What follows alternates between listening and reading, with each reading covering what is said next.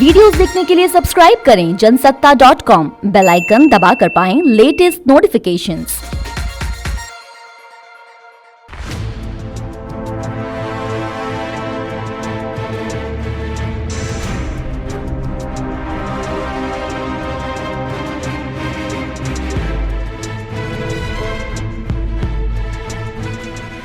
नमस्कार, मैं उपेंद्र कुमार। जनसत्ता में आपका स्वागत है।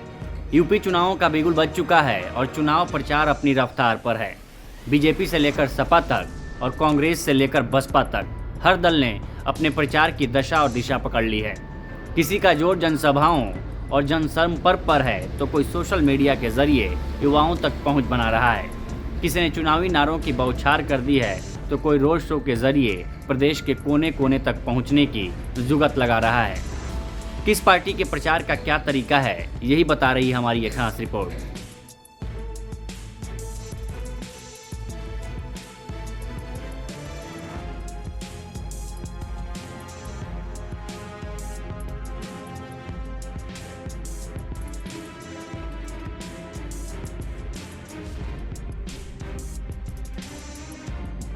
प्रचार की बात हो तो शुरुआत सत्ताधारी दल से ही करनी चाहिए, क्योंकि सबसे ज़बरदस्त कैंपेन आमतौर पर रूलिंग पार्टी का ही होता है।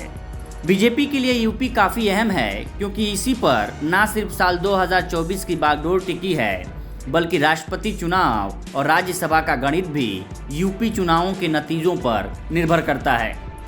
यही वजह है कि पीएम मोदी और सीएम योगी ही नहीं, अमित शाह से लेकर जेपी नड्डा जैसे दिग्गजों तक और अनुराग ठाकुर से लेकर तेजस्वी सूर्या जैसे युवा नेताओं तक ने पूरी यूपी नाप रखी है। इसके अलावा पार्टी ने सोशल मीडिया के जरिए भी युवाओं तक सीधी पहुंच बनाने के लिए जबरदस्त सोशल मीडिया कैंपेन चला रखा है। अगर नारे की बात करें तो बीजेपी के नारे उसके हर कैंपेन में देखे जा रहे हैं। सोच ईमानदार, काम दमदार, फिर एक बार भाजपा सरकार, 100 में 60 हमारा है, 40 में बंटवारा है, उसमें भी हमारा है। ये वो नारे हैं जिन्हें बीजेपी के बैनर पोस्टर पर देखा जा सकता है।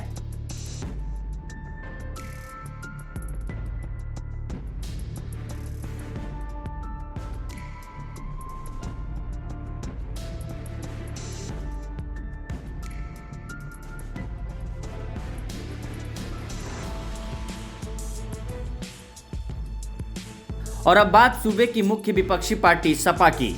अखिलेश यादव जहां एक तरफ धुआंधार रोड शो करके पार्टी में नई जान फूंकने की कोशिश में जुटे हैं, वहीं सोशल मीडिया पर भी खुद अखिलेश और उनकी पत्नी डिंपल समेत पार्टी के दूसरे बड़े नेता काफ़ी सक्रिय हैं।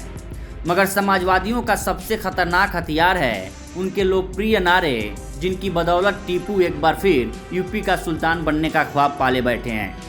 यूपी का ये जनादेश, आ रहे हैं अखिलेश, 22 में बाइसिकल, नई हवा है, नई सपा है, बड़ों का हाथ, युवा का साथ, जनता सपा के साथ है, 22 में बदलाव है, पिछड़ों दलितों का इनकलाब होगा, 22 में बदलाव होगा, युवा बेरोजगारों का इनकलाब होगा, 22 में बदलाव होगा। समाजवादी पार्टी के वो नारे हैं जो सुर्खियां बटोरने में काफ़ी हद तक कामयाब रहे हैं।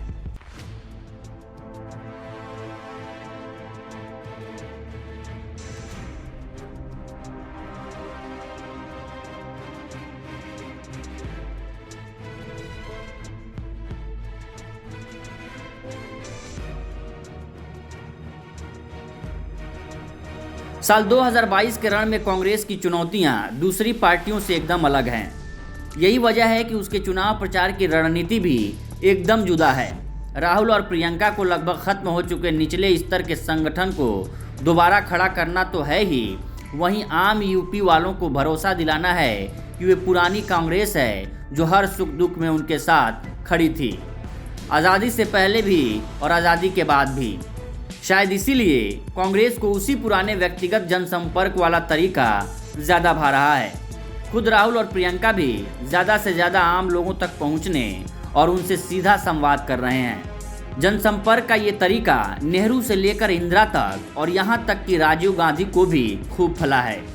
इसलिए सोशल मीडिया और चुनावी सभाएं भले ही साथ साथ चल रही हों, मगर सारा फोकस जनसंपर्क पर ही है।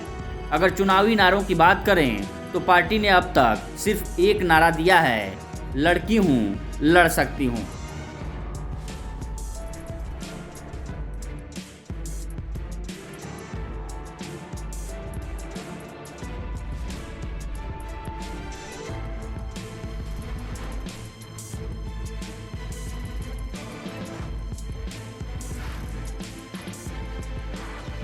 भाईचारा बढ़ाना है, बसपा को लाना है, सर्वजन हिताय, सर्वजन सुखाय। ये वो नारे हैं जिन्हें बसपा ने पिछले कई सालों से नहीं बदला और इसके साथ ही नहीं बदली चुनाव प्रचार की रणनीति। सोशल मीडिया और डिजिटल माध्यमों पर बीएसपी की मौजूदगी नहीं के बराबर है। मीडिया में बहन जी के अलावा दूसरा कोई नेता मुंह खोलता नहीं।